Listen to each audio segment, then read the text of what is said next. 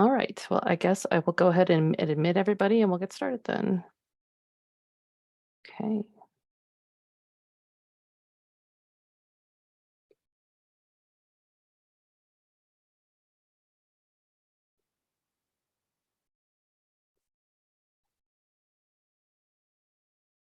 Well, hello, everyone, and welcome to the Digital POWRR Peer Assessment Program Project Showcase for Cohort 2. Thank you so much for joining us today. I'm Stacy Erdman, and I'm serving as the project director on this project. Our peer assessment program is generously funded by an IMLS Laura Bush 21st Century Librarian Grant. We're currently wrapping up phase 1 of the grant, with our first 3 cohorts nearing the end of their work on the project. These cohorts have spent over a year getting to know one another and supporting each other as they learned about and completed different digital preservation assessments. They will share some of the highlights of that work with you today. Cohort 3 will have their project showcase in June, and we will send out emails for registration details for that soon. Cohort 1 held their showcase at the beginning of April, and you can find a link to that event on our website. We will be gathering feedback from our first 3 cohorts on how to improve this program, and then we will begin recruiting 18 participants for phase 2 sometime this fall. You can read more about the program by visiting the Digital POWRR website, and I can put that in the chat. But now I'd like to introduce our wonderful cohort facilitator for Cohort 2, Sam Meister, who will take it from here. Thanks, Stacy. Hello, all. I'm Sam Meister. I'm an archivist and an independent consultant living and working in Columbus, Ohio. So first off, I just want to give thanks to Stacy and the Digital POWRR project team for the invitation and opportunity to participate as a cohort facilitator in this project. I really feel that I have learned and grown in my own practice quite a bit. Really gained deeper insights into the different strategies and approaches that can be used when working through these digital preservation assessment methods and tools and activities, particularly in small organizations with limited resources, typically sort of one person in charge, which has, really been what this opportunity has been like, working with members of the cohort. And yeah, I also just want to express gratitude for, the opportunity to work with all of the amazing people that made up Cohort 2. So Amanda, Andrea, Megan, Joan, and Kristen. It was a pleasure to get to know all of them, to really learn more about their specific contexts and offer guidance as needed as they worked through the different assessment methods and tools. And they've all done such great work and should really feel proud of what they have accomplished in really a relatively short amount of time. So the sort of sequence plan of presentations, we're going to start with Amanda Demeter, who's the archivist at Tacoma Community College. Then we'll move on to Andrea Floersheimer, who's the archivist at Chugachmiut Tribal Archives. Then Megan Garbett-Styger, archivist at the Point No Point Treaty Council, will speak, and then we'll play a pre-recorded presentation from Joan, who, when she started the program, was the media asset manager at KEXP. So with all that said, I'll pass things over to Amanda. Take it away. Okay, I have some slides.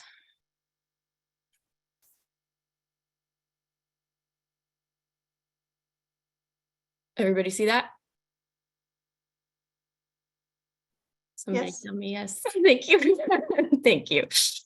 Okay. So I'm Amanda Demeter, and I'm the archivist at Tacoma Community College in Tacoma, Washington. I've been in the role since January 2021, which meant that I joined the college during COVID closures. So my first experiences of working with this collection was totally centered around our digital assets and our metadata in all their different places, some more accessible than others. The TCC Archives is staffed entirely by one part-time archivist, me, and is both organizationally and physically housed within the TCC library. We're relatively new, having been organized for the college's 50th anniversary. The anniversary was in 2015, and the bulk of the collection was solicited from the broader campus community around 2013, which is when the first TCC archivist was hired. So it's been about a decade since the collection's first organization, and already 4 people have served as the archivist. And in spite of various advocacy attempts, the position has remained extremely part-time. I only work 17 hours a week. Are you going to advance for me, please? Hang on. There we go. Okay. So a little bit about the college. Tacoma Community College is a public 2-year community college, with the exception of a few bachelor's degree relating to our health sciences programs, and serves a diverse range of learners. So this data is from the 2021-2022 annual report. We were serving approximately 10,000 students with a median student age range of 26 and 53% of students identifying as a person of color. Meanwhile, we employ 962 staff and faculty, including quite a few part-timers, as you can see, like me. So the archives has a very small budget as a line item in the library's overall budget, which beyond the archivist wages is almost entirely dedicated to hosting subscriptions for our content management system and digital collections site. The broader college is limited in its ability to support major digital infrastructure, which is why we rely on hosting. On top of that, IT has retired all department network drives and moved working files to SharePoint, which is not ideal for digital preservation. As a relatively new collection, we have the opportunity to shape digital collections policy, workflows, and infrastructure. I don't know why I'm saying we, it's me, I'm all the archives, to shape our digital collections policy early on. But at the same time, a lot of the best practices and workflows offered by the archival literature are really unrealistic for the size of our collection. A lot of my training so far in digital preservation has urged that the most important action is to do something, even if we can't implement the highest level best practices written by better resourced institutions. But just getting started as a solo archivist can be really overwhelming. So I was drawn to the Digital POWRR Peer Assessment Program because I hoped to build a community of practice for archivists like me, who are trying to find ways to implement models that are difficult to fully follow without greater technical knowledge, support, resources, and infrastructure. And as my cohort member, Megan, has pointed out, models that are often designed for much better resourced institutions. So by making connections with other archivists and institutions that are truly peers, my hope was that we could collaborate to find creative solutions to the limits that we face in a supportive environment.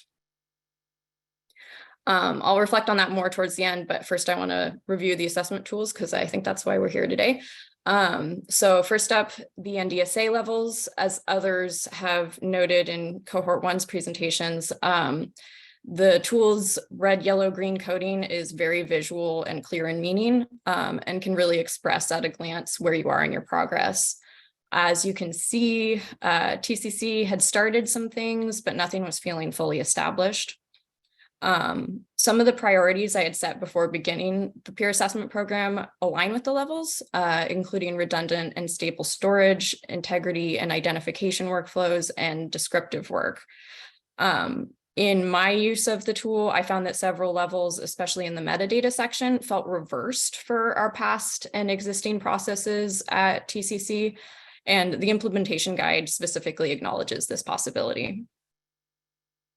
And then I did a quick update, as best I can say, about a year later. I know I've made improvement and progress in certain areas, but I really struggled to claim twos, which is the green.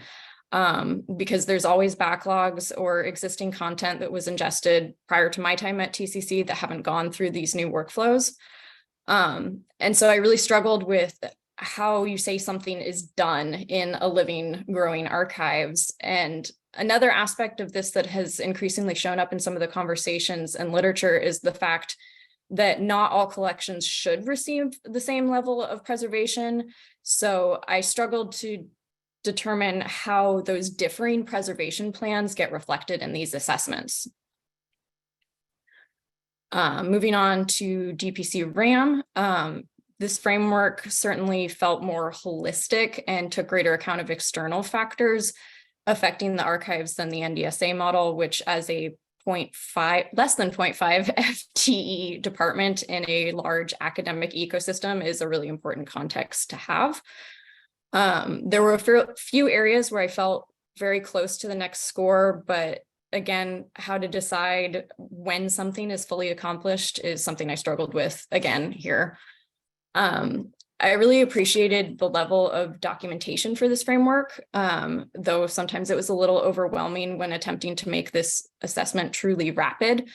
But at the same time, the examples for every level made it really easy to understand which level to choose for my archives. And then, of course, I appreciate that this one has visualizations to really show your progress. And here's my quick update. The most obvious growth is the continuous improvement category, because basically everything we've done here fits directly into that category. I've conducted assessments and updates of those assessments to track progress. I've set short and long-term goals and acted on them. I almost feel like I can claim a 4 here if we count our peer review as external certification, but I'm going conservative with a 3. And then finally, the NEDCC peer assessment. Difficult to compare to the others because it's a decidedly not rapid tool. My partner was Emily, who is not here today, unfortunately, but she was a really perfect pairing for me as the other small college archivist. After we did this, I took the opportunity to write a really, really thorough report intended to be externally facing for my institution. And my supervisor has already used this assessment as an advocacy tool for the archives. That said, this one is a lot of work and I would not use it anywhere near as frequently as the other two. This is kind of like an every few years sort of assessment, I would say. So then some final thoughts on the program. I would echo some of the other feedback that I think I expected a little bit more training modules at the beginning, and I would have felt a lot more lost if I hadn't just finished a bunch of courses from the Digital Archive Specialist program with SAA. I made a strong connection with my peer partner due to the extra time that we spent together, but I wish my cohort had been able to build more relationships with each other. That said, I don't think that's anybody's fault, except like capitalism. And I just, because I know how little time everyone had, not only to do digital POWRR, but just their jobs. Our cohort represents solo archivists in quite a few organizations that just haven't prioritized this work.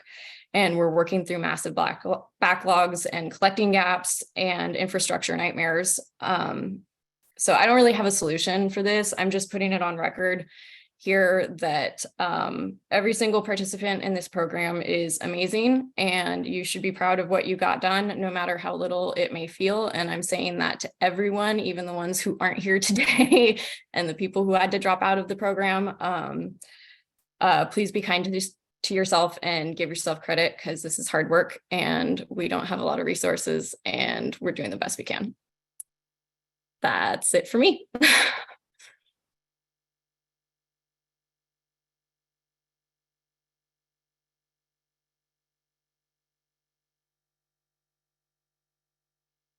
Okay, thanks, Amanda. That was awesome. Really appreciate your honest insights. So I think up next we have Andrea. Andrea, if you're ready to go, take it away.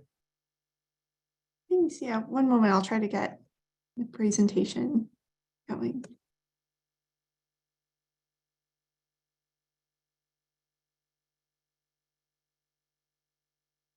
All right, can everyone see this?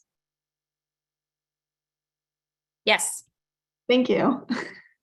And that was a really amazing presentation, Amanda. I am so impressed by the visuals and also everything that you said about like this process, and yeah, very deeply inspiring and moving. So thank you for sharing that.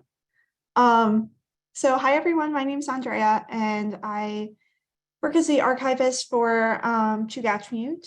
A little bit about Chugachmiut.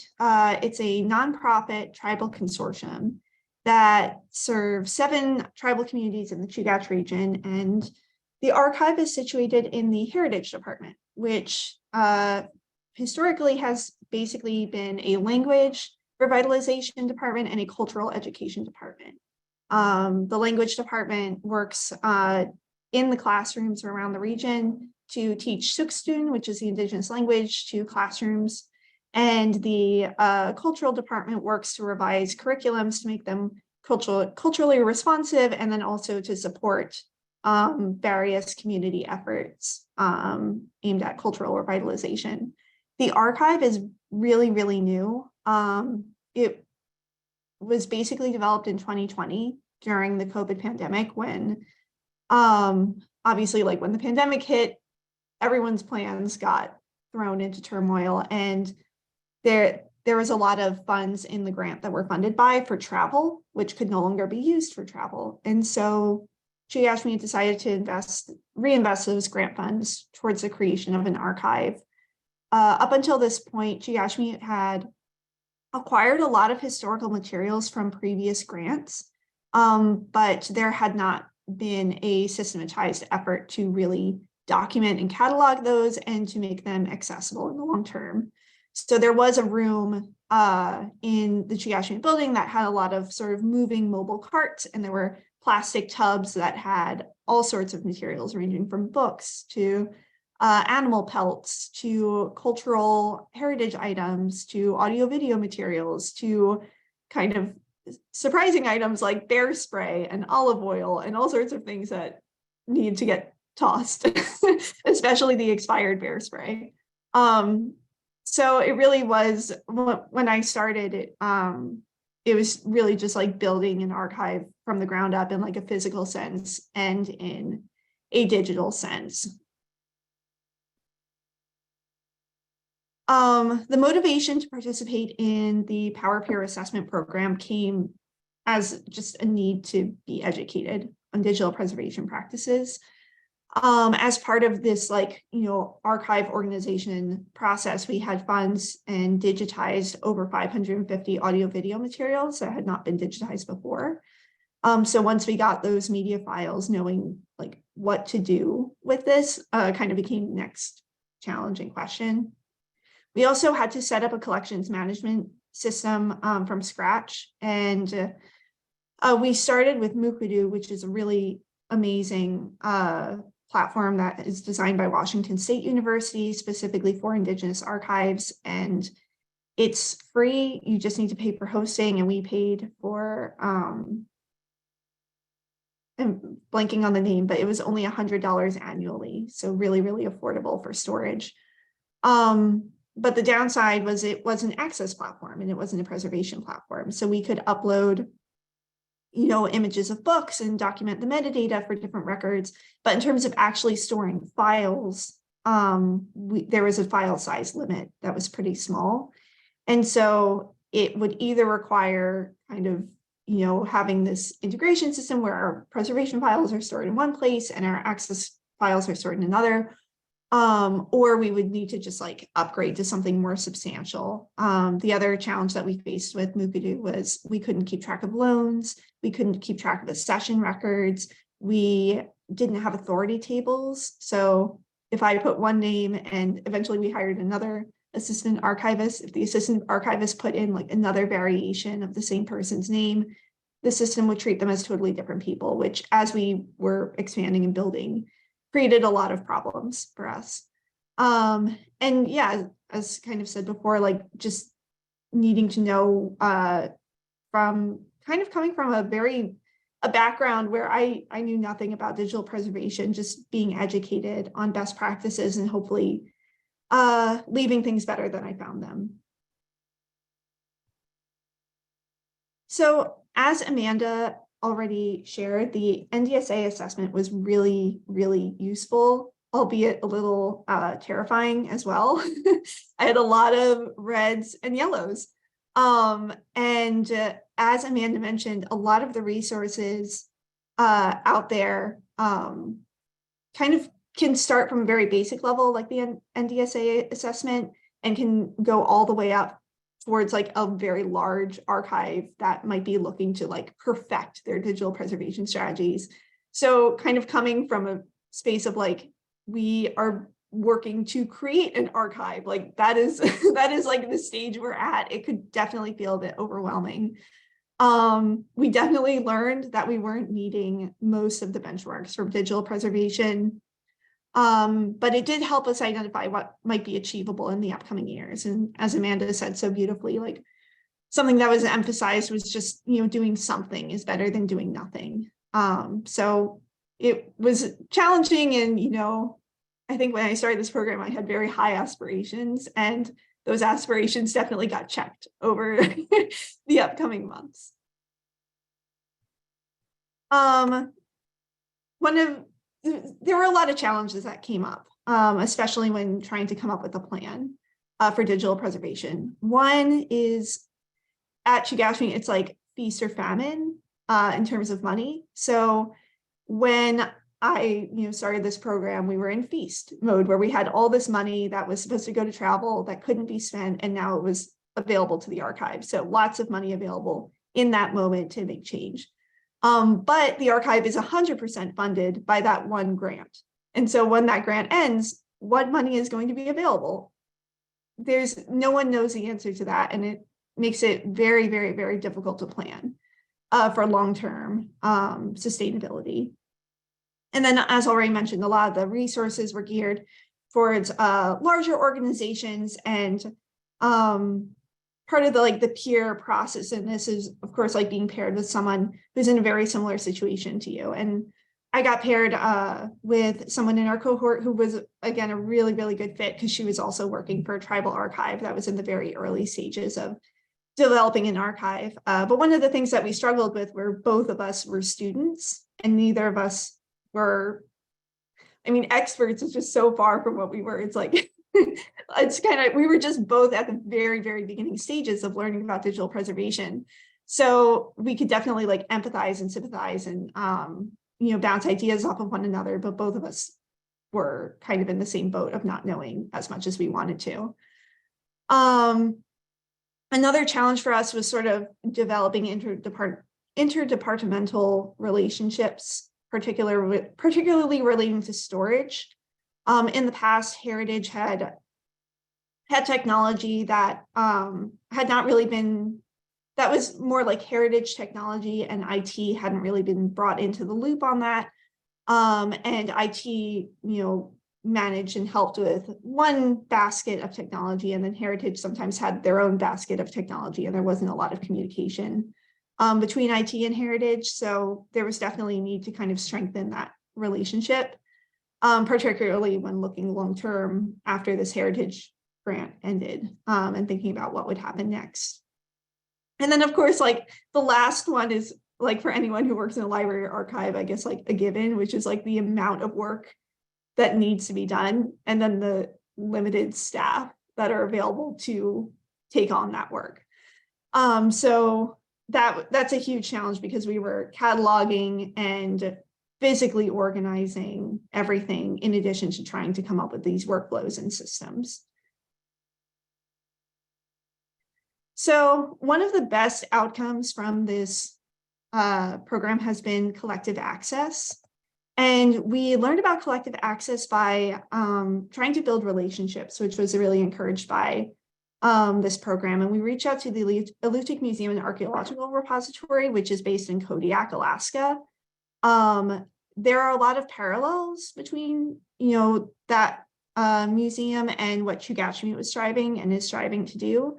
But they are way ahead. They have a lot of infrastructure and some really, really well-trained, amazing staff there that are very familiar with museum practices and archiving. we reached out to them to learn more about what they were doing, and they were very, very generous in sharing their digital preservation policies and workflows, and they also introduced us to collective access, which in many ways kind of felt like a enhanced Mukadu system, in that we could fully customize fields to make them really relevant to the populations that we're serving. We could fully customize our external facing site.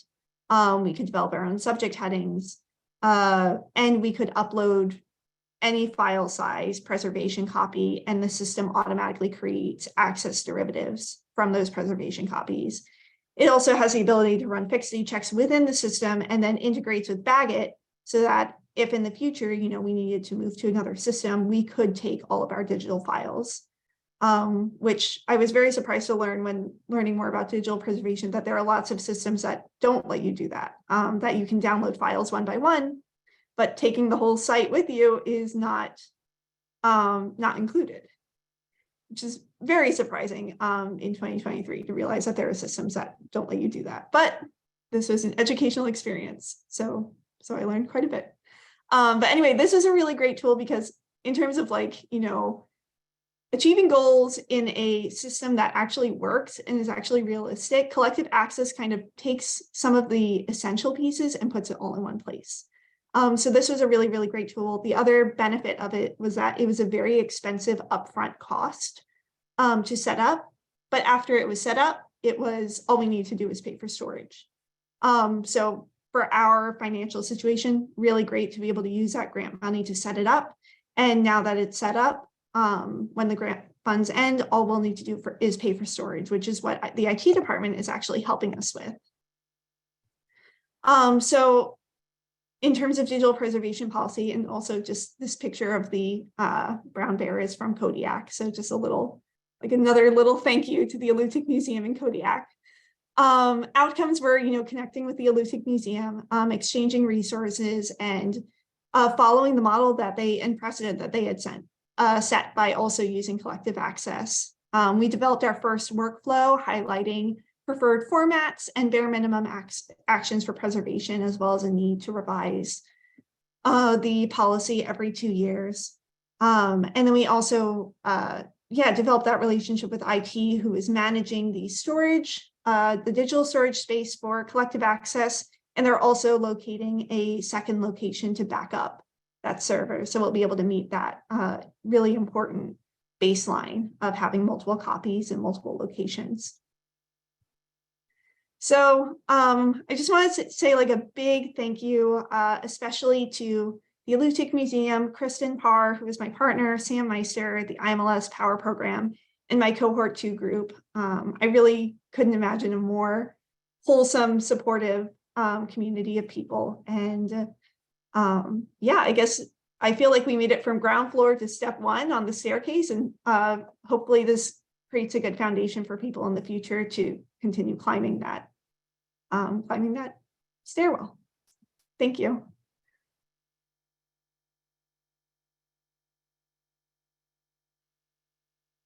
Thanks, Andrea. More great insights. I think the connections you made, right, with a sort of peer institution in shape and form, but at a sort of different level of practice. I think that also really highlights a potential pathway for other kinds of institutions to consider sort of looking around and making those connections that hopefully foundations of a relationship that will continue going forward. Up next is Megan.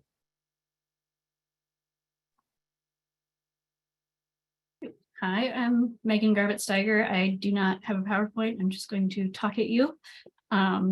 So I've been the archivist at Point No Point Treaty Council in Poulsbo, Washington since 2016. First, I'm going to talk a little bit about PNPTC and why I felt it was important for me to go through the peer assessment program. Point No Point Treaty Council was established in 1974 in response to the ruling in the U.S. versus Washington court case, often referred to as the Bolt decision.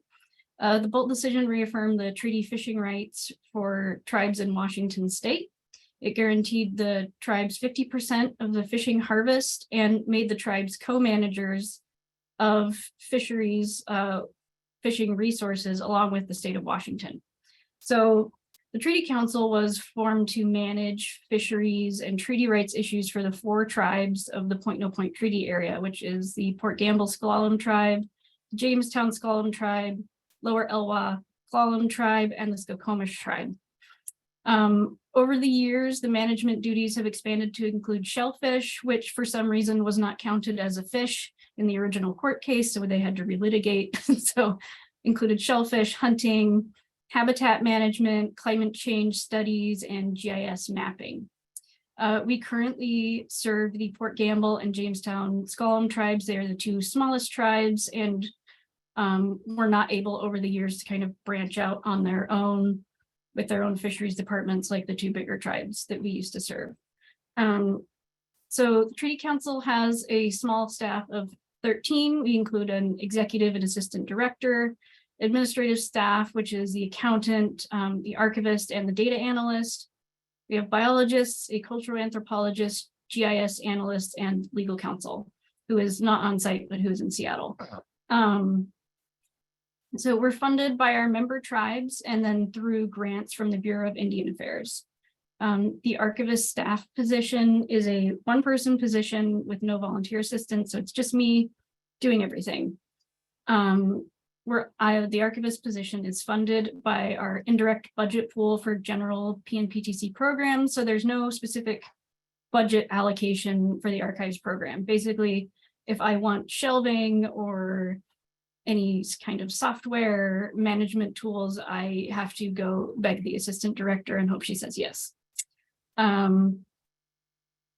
So I am PNPTC's first archivist. Prior to my hiring, there was no records management policies, no filing organization, no management or monitoring of digital files.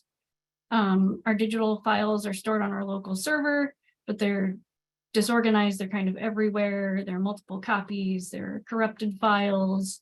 And then we have digital files kind of spread out on employee computers, and pretty much every type of removable media you can think of. So PNPTC Archives holds mainly institutional records created by Treaty Council staff. We've got legal records, the bulk of which are from US versus Washington, which is still an ongoing court case. So we have tons and tons of legal records, fisheries data, climate data, maps, administrative records, reports, anthropological records, public relations material, and then some miscellaneous collections related to PNPTC and tribal history that we've collected from other repositories for research purposes, usually. We have around 900 linear feet of physical records. About 1/3 of them are now processed. And the majority of PNPTC's records are analog and born digital. At present, digitizing isn't a priority. It's kind of mostly done for access purposes.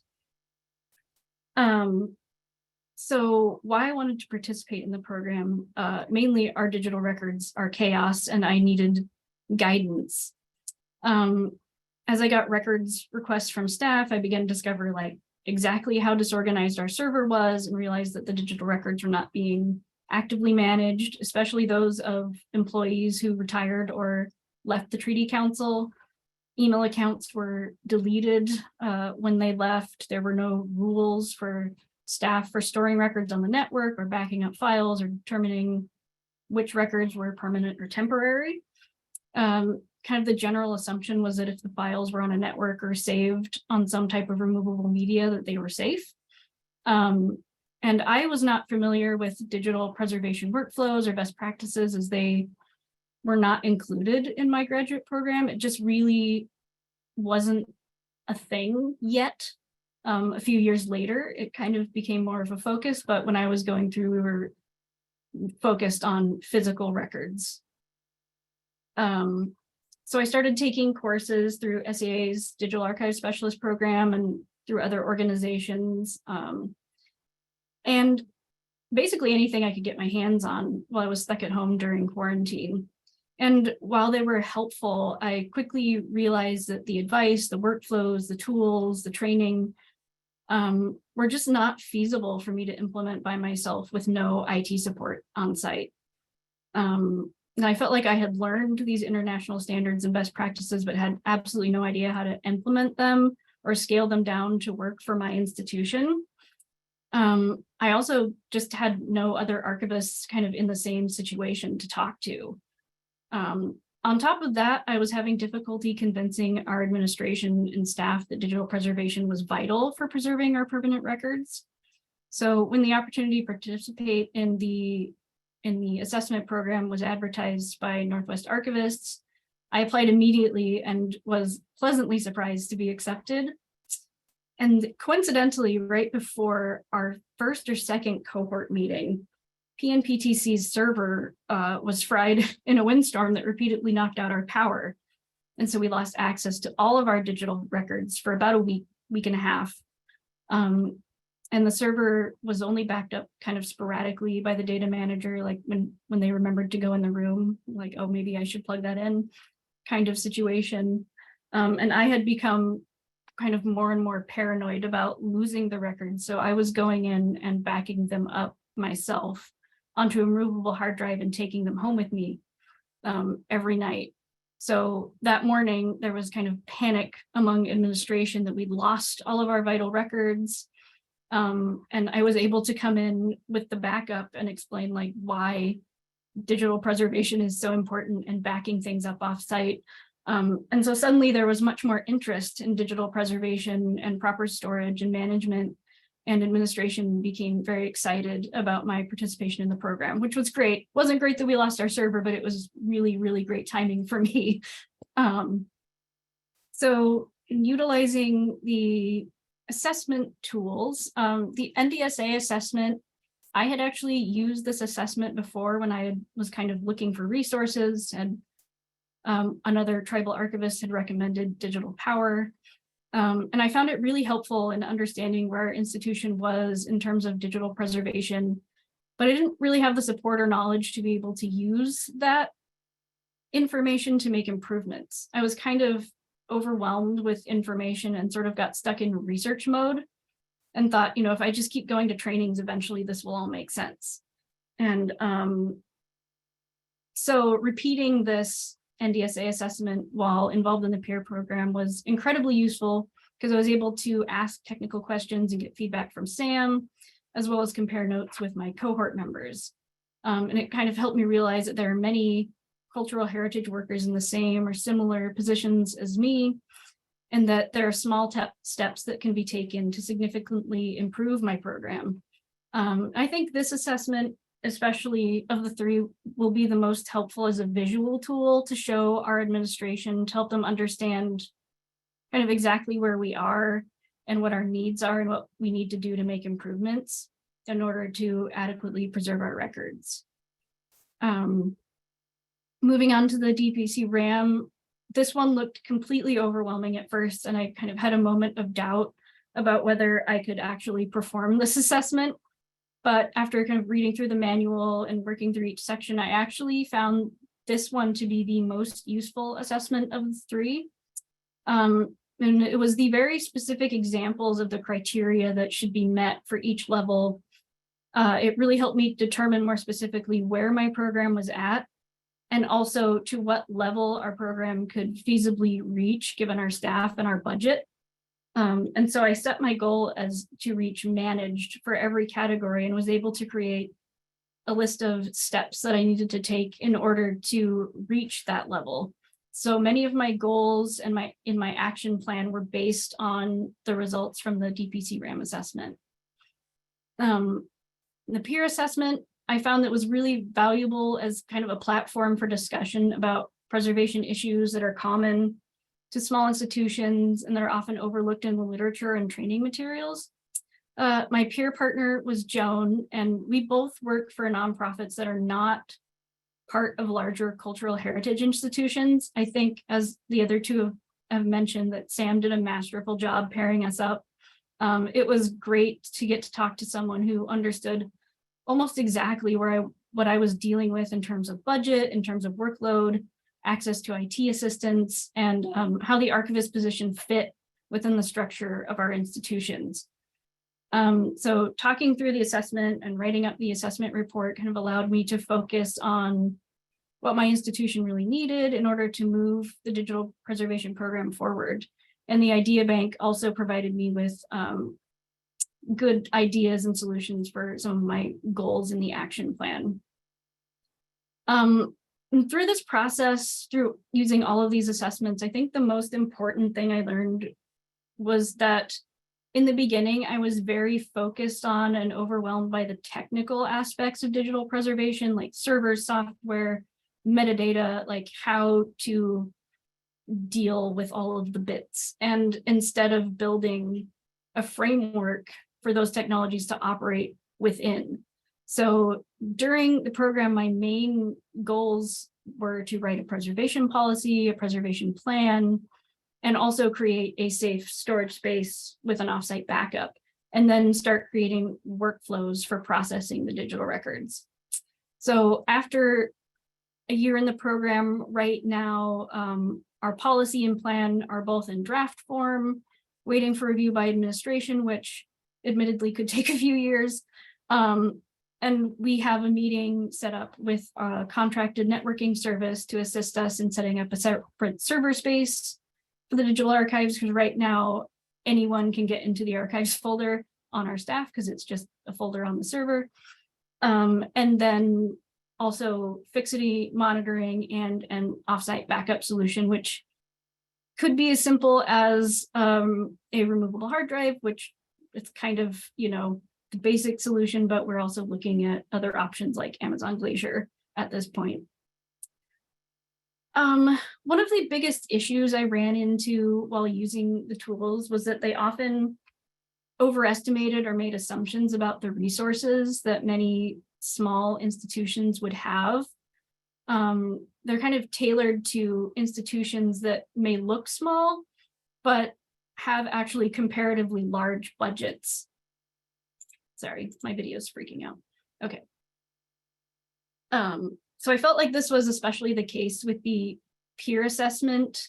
It kind of assumed that we could create teams or had archivists in our two institutions to plan with, or that we had an IT department that could help us with the implementation. When in reality, I don't even have enough shelves to store records. Like half of my collection is on the floor right now. If I move my camera, my office looks like a box fort, you know. So many of these suggestions, and especially the standards, are way out of reach for us. And I think it would be very helpful. I don't really know how to do this, but in the future, if the assessment tools, especially the peer assessment, could incorporate some idea bank suggestions that would work for cultural heritage workers who are solo arrangers, who have little to and or no budget allocation. I think that would be really helpful and kind of make us feel a little bit less excluded from this process. But overall, this program has been absolutely wonderful. I feel like my grasp of digital preservation has grown immensely. I'm no longer paralyzed in the research until I understand phase that I was in when I first started.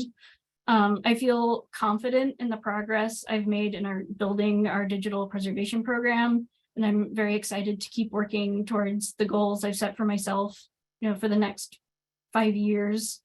And the most valuable aspect, honestly, for me was having the support of our cohort members and Sam.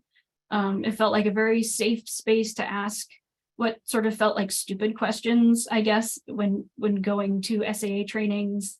It was a great space to brainstorm, to show up having no idea how to implement something or to build a workflow. And their support, honestly, was invaluable to me. So thank you to Sam, my cohort members, for this experience. It was wonderful to work with all of you. That's it. Yay, Megan, that was great.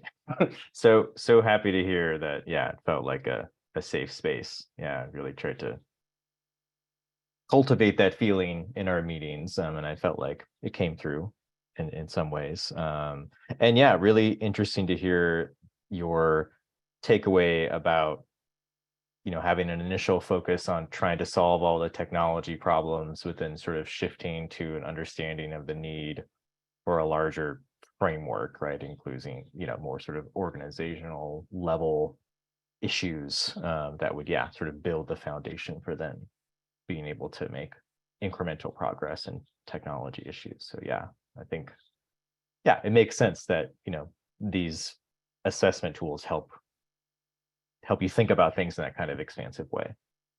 That said, noting time, Stacy, I think you're ready to cue things up for Joan's recorded presentation. So Yeah, away.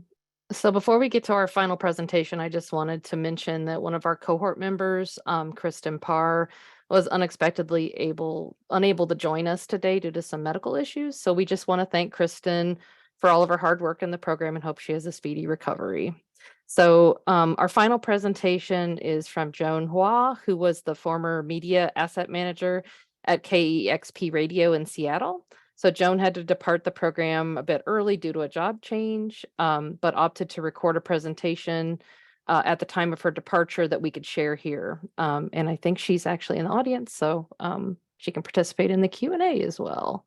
So bear with me while I share the presentation.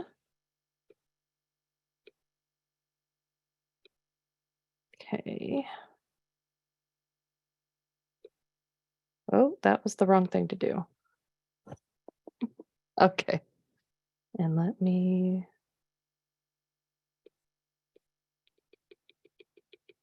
All right, here we go. My name is Joan Hua, and I was a cohort member of the Digital POWRR Peer Assessment Program in 2022. That was the phase 1 of the grant period. I participated in the program as a media asset manager of KEXP, which is the position I had at the time until August 2022. Members of my cohort, which is cohort 2, included 5 other solo archivists and collection managers from small organizations that are part of Northwest Archivists. This presentation reviews my experience participating in the POWRR Peer Assessment Program. I will first talk about the media asset collections I was responsible for, using it as a case study. I will then talk about how I conducted the digital preservation assessments, and I will share some thoughts on how the well-established standards apply to a collection at a media or broadcast company whose primary function isn't to act as a collecting institution. I will offer some reflection on the Digital POWRR program to conclude this presentation. KEXP is a media and arts organization in Seattle, Washington. It is a FM radio station and public radio affiliate. It has an operating budget of $13 million. Over 50% is funded by individual support. It was established in 1972, first as a University of Washington College radio station. It didn't start off with a collection at the beginning that gives an idea of the age and formats of the collection materials. I was a media asset manager at KEXP. My primary responsibility was the MAM program, which includes user and workflow development, working with vendors, and acting as an admin on the MAM system. Included in my job also were duties related to the digital assets and digital collections that cross over into archival and preservation concerns. At the time of this presentation, KEXP's digital assets are managed in the MAM or Digital Asset Management System, which includes pre-recorded programming. It also holds historical and current live performance audio and video recordings, which includes a large amount of AV materials, about 7,600 or more musical performances recorded between 1993 and today. There are 1.24 million items accounted for in the MAM system. This includes recordings from approximately 157,000 artists. A large portion of this collection, or the music library collection, are commercially published music recordings. The MAM system does not have a public-facing capability or publishing capability. and the public can access some of these content types, currently about 14,000 items through our collection at the American Archive of Public Broadcasting. Because KEXP's primary mission is music discovery and it operates as a nonprofit, its concept of community is different from designated community defined by the OAIS model, and is different from who we typically think of as the audience of collections in an archival context. So it's important to call out this distinction. For KEXP, its target audience is its listeners online and over FM airwaves. It describes its constituent groups as music lovers, artists, and the greater community. On the other hand, the primary stakeholders of the collections in the media asset management program are internal. At the time of this assessment, many activities that have the primary objective of broadcast, technical, and business operations simultaneously allow KEXP to meet certain best practices of digital preservation. At the same time, digital preservation as a discipline or concept is not present in the organization's mission, strategic planning, or goals and objectives. There's no current plan to specifically focus on developing digital preservation programs. So some of the recommendations seek to clarify what are KEXP's objectives in digital preservation and how does that integrate programmatically with its core operations. To gather the information and reach the recommendations I just presented, I use several standards for digital preservation and assessment. This follows the structure of the POWRR peer assessment program. The program included assessment activities using 3 different frameworks: NDSA level of digital preservation, DPC rapid assessment model, and finally the NEDCC digital preservation peer assessment. We took more time with the NEDCC framework, going over the peer assessment handbook. This framework guides us to consider aspects that include organization profile, staffing and resources, policy infrastructure, processes and workflows, and technical resources. I was paired with a peer who's a solo archivist at the Point No Point Treaty Council. We found the pairing helpful because our organizations were both established in the 1970s and the collection items respond to a specific need. They're generally not entirely motivated by broad discovery for the public or cultural heritage preservation. We found similarities in our responses to guided discussions from the NEDCC assessment. I will now talk about some reflections on using these established frameworks for smaller organizations whose collections or archives often represent just a sliver of its operations and business objectives, or that they're created out of necessity. Since frameworks are traditionally designed for larger collecting institutions, we need to adapt them a bit for them to be applicable. First, how do we talk about digital preservation in a way that is incorporated into business and IT concerns? Digital preservation is a very technical and complex discipline that in business settings, many folks in the roles managing collections may not ever heard of. So rather than pushing the collections to adopt the digital preservation framework, is there something worthwhile or maybe kind of a first step in building that into the IT practice or having some advice on recognizing similar work across the teams and disciplines? Second, I found that frameworks like the NDSA Levels of preservation to be a valuable discussion tool. For example, the integrity section allowed me to dig into details and get specific with my technical operation colleague. We found more commonality in the details such as backup integrity information and store copy in a separate location from the content, and virus check all content, isolate content for quarantine as needed. We found more commonalities in these directions with our day-to-day duties and agendas of the organization's technical portfolio. It helps my colleagues see the value and relevance in such an activity. The functional areas in the assessment help contain topics. I can see it also being useful for identifying who to talk to, who might find this relevant, and who might have the knowledge. The assessment results point to KEXP's advantage in having a robust media asset management system, which is not necessarily an archive or collection management system. But the MAM system is heavily integrated with the organization's primary business objectives and operations as media company and radio station. This conveniently puts KEXP further ahead in its level of digital preservation. Once the assets go beyond into the preservation life cycle, however, so once they no longer serve necessarily an internal or operational need, the level of digital preservation work present in this part diminishes. That is why it is so important to define what sub-collection I am assessing.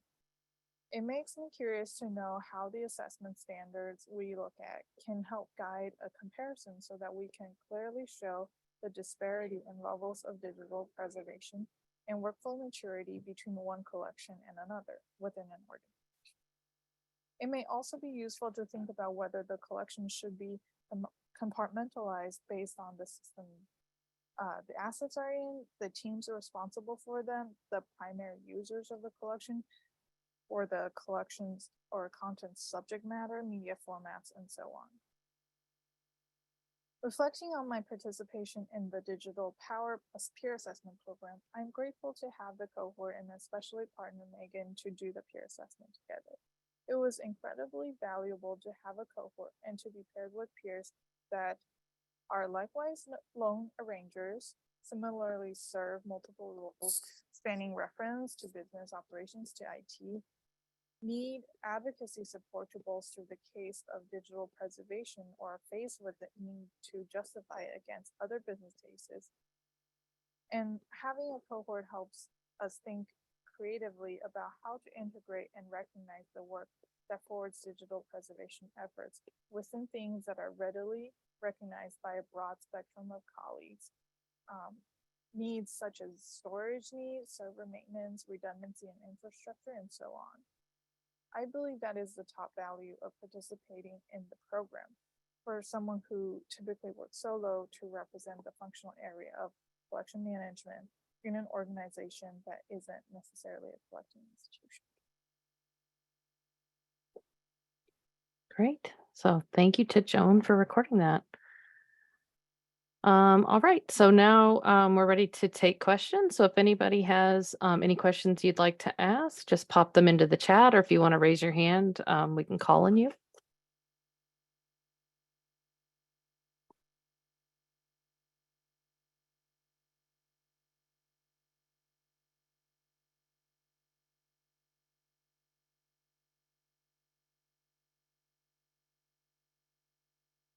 Oh, and we have something from Carol Cussman, and she says, not a question, but request for anyone using the NDSA levels. The NDSA is looking to document the ways people are using the levels of preservation. It would be great to hear more based on your experiences as small organizations. And then she links to a blog post that talks about the survey that the NDSA is running on this. So just encourage our participants to fill that out. That would be very helpful.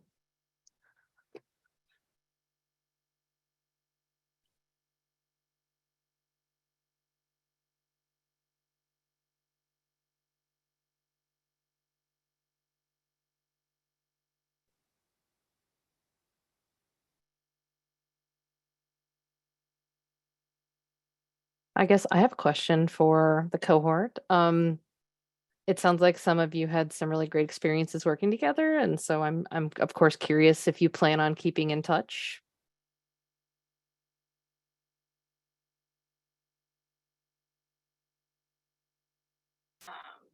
I asked Megan to stay in touch. Yeah, I think we were saying that we were gonna try to check in, and I think Megan, you said that Kristen was interested in being part of that as well.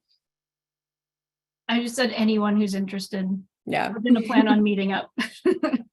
That's great. We need each other to stay on track, I think. Yeah. Each other. There's a lot of goal setting and not a lot of like full achievement yet. So. Yes. Yeah.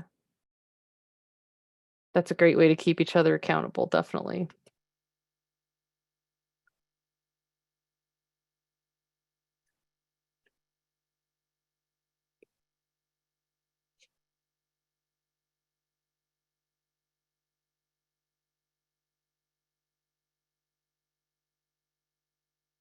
Oh, any other questions?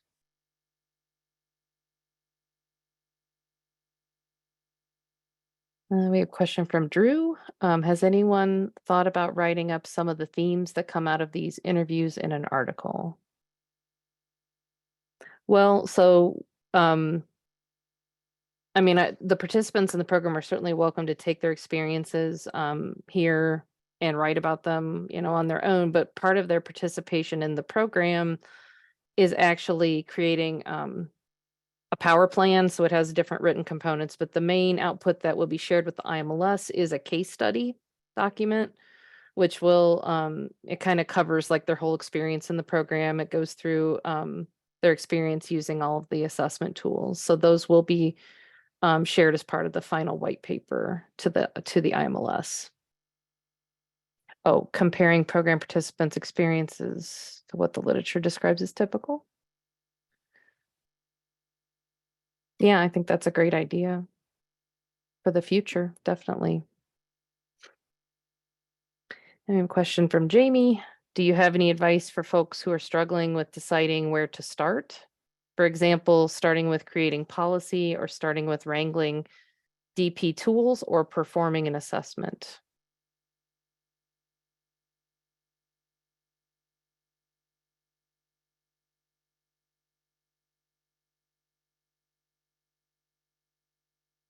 I can jump in, though I'm mostly saying what kind of I think Megan said was, the assessment actually allows you to kind of see areas that you want to get started on. So maybe performing an assessment is a good place to start. I don't know if anybody else wants to chime in. I think, Andrea, you may have unmuted. Oh, yeah, no, I agree that starting with an assessment is like a great place to start. I did feel like in this program, I got a little bit too bogged down in kind of assessment after assessment after assessment. So maybe pick an assessment that feels really simple or easy to understand for you. And then from there, just identify really small, achievable ways to level up. Yeah, and I'll just jump in and say, what I learned from this program is just start. I think it's really easy to look at these assessments, even go through them, and then just get really overwhelmed. And even if it's just looking up other archives programs policies and reading through them and picking out things that would actually work for your program is a really good way to start kind of policy writing. And yeah, just start going through, pick little pieces that you can achieve, because anything you do is going to be better than what you already have. That's a great point. Yeah, and I think some of the assessments can be pretty overwhelming at first. I know, you guys pointed out that it's kind of hard to know, do you do them at the collection level or at the whole institution level? And that's something I think people struggle with. It's not a great answer for that, but I really appreciate some of the critiques that you guys have brought up about some of these tools, and I do think that a lot of them are, they struggle to be accessible to smaller organizations that don't have large staff. So I'm looking forward to getting your feedback, an evaluation on the program, on how not only we can improve the program for the next group of people, but also have some good critiques just for improving these frameworks. I just wanted to add one other observation, sort of in relation to Jamie's question, but just that I feel like everybody in the cohort at some point used the sort of somewhat formalized process of working through an assessment as an opportunity to initiate conversations with people in their organizations, right? So either, people at the same level or other kinds of levels, and having this other thing to sort of talk about and can sort of help sometimes in bridging gaps or, sort of providing entrance points and gaining understanding about needs. So I would just sort of foreground that as like another way of starting, right? So it's like starting different activities, including the kinds of like conversations and potentially forming the sort of collaborative enterprises, right, that can help sort of build solid foundations. So yeah, but people were doing that without necessarily a ton of encouragement from me or other aspects of built into the assessment tools themselves. So good job. And Joan put in the chat, the assessment can be a great tool for communicating this info and need within the organization. You'd still need buy-in to implement a policy and make it meaningful. So I think it really, you guys have all pointed to like how the assessment is like a great advocacy tool. And I'm impressed that you've all made such great progress.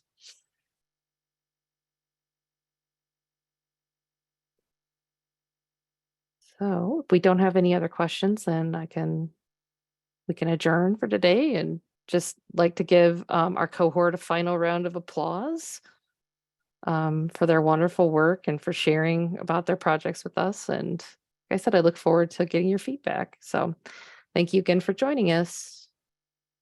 Goodbye.